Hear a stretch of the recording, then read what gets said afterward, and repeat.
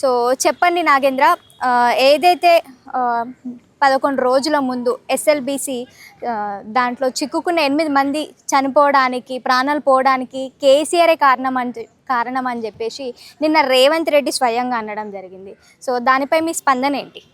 రేవంత్ రెడ్డి గారిని ఎర్రగడ్డ హాస్పిటల్ వేయాలని కోరుతున్నాను నేను. ఎందుకంటే నిజంగా ఈ రాష్ట్ర ముఖ్యమంత్రి రేవంత్ రెడ్డి అనే పర్సన్ ఈ మెంటల్ హాస్పిటల్ పోవాలి, లేకుంటే ఎర్రగడ్డ హాస్పిటల్ పోవాలి, లేకుంటే ఈ రాష్ట్రంలో కానీ దేశంలో కానీ ఎక్కడైనా మెంటల్ స్పెషలిస్ట్ ఉంటే వాళ్ళకడికి పోవాలి. అది ఎస్ఎల్బిసిలో చిక్కున్న 8 మంది ప్రాణాలకు కారణము అంటే వాళ్ళు చిక్కోవడానికి కారణం కేసీఆర్ ఎట్లయితాడు? ఏమన్నా ఈ రాష్ట్ర ముఖ్యమంత్రికి మతి స్థిమితం ఉందా?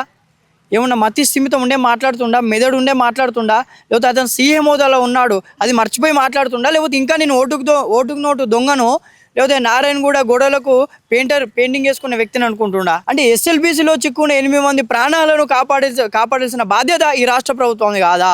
ఈ రాష్ట్ర మంత్రులది కాదా? ఈ రాష్ట్ర ముఖ్యమంత్రి ఇంతవరకు అక్కడికి ఎందుకు పోలే? నిన్నటి రోజున ఎందుకు పోయిండు?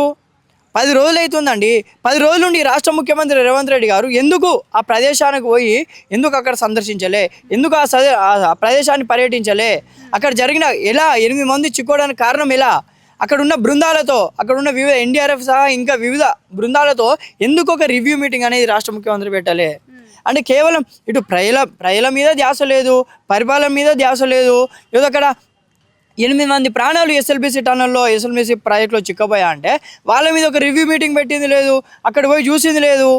అంటే దేనికి? ఈ రాష్ట్రానికి నువ్వు ముఖ్యమంత్రిగా ఉంది 37 సార్లు ఢిల్లీకి పోయి రావడానికేనా? 37 సార్లు రాహుల్ గాంధీని కలిసి రావడానికేనా?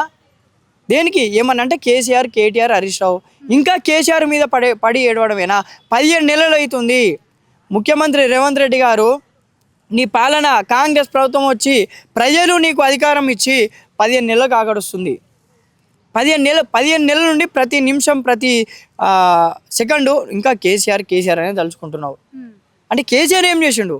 నీ ప్రాజెక్టును కాంగ్రెస్ పార్టీ హయాంలో కాంగ్రెస్ ప్రభుత్వంలో చేతగాని మంత్రులు, చేతగాని ముఖ్యమంత్రులు ఆ రోజు తీసుకున్న ప్రాజెక్టు కేసీఆర్ గారు ధైర్యం చేసి ఆ ప్రాజెక్టు చాలా ప్రాణాపాయం ఉన్న ప్రాజెక్టు, ప్రమాదానికి గురయ్యే ప్రాజెక్టు, ముందుకు పోదు వెనుకకు రాని ప్రాజెక్టు అని చెప్పేసి చాలా వివరంగా స్పష్టంగా ఆ రోజు చెప్పడం జరిగింది, అసెంబ్లీలో చెప్పడం జరిగింది.